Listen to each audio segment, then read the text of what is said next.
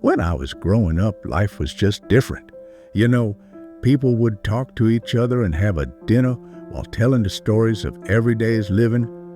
We would preciously cherish these moments. It was fun, felt like a true joy, which came from authentic social interaction. I remember I always tried to pay attention and catch as many memories as possible when our families would come all the way to see us. Being next to each other and feeling our mutual presence just never grows old. It's one of the most valuable aspects of our being. Today, I get the sense that certain values have changed. I don't think that people specifically changed too much, but these values are somehow being affected in this weird digital distraction. And I don't really understand all that. But maybe we've forgotten, maybe we have forgotten about each other, and maybe we no longer see the difference between solitude and loneliness. My father always used to tell me not to worry about tomorrows. We've been here a long time, we'll always find a way. So maybe we can find a way to ourselves again. And maybe we can start seeing each other more again.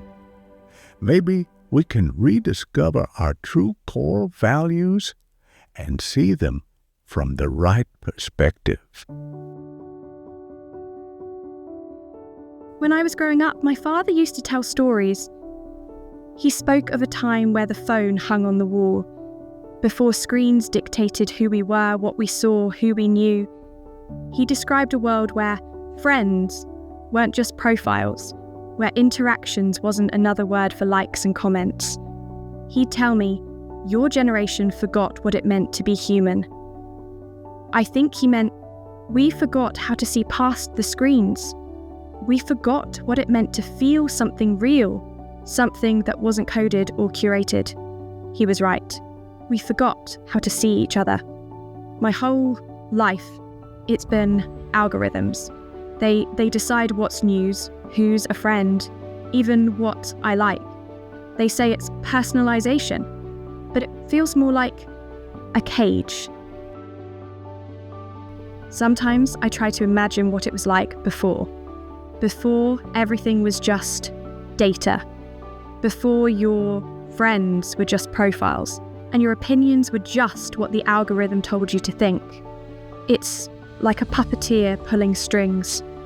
They know what we want before we do, what we'll click on, what we'll believe. They curate our world, our friends, our news, until we don't know who we are without the feed. We're not people anymore, but maybe that world's gone.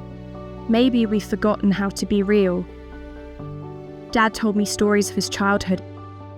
It sounded like a dream.